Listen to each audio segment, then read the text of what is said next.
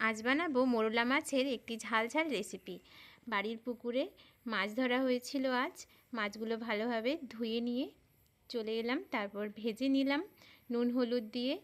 ভাজা হয়ে গেলে তুলে রেখে দিয়ে ওই কড়াইয়ের মধ্যেই আমি দিয়ে দিলাম সরষের তেল, তারপর পেঁয়াজ দিয়ে দিলাম।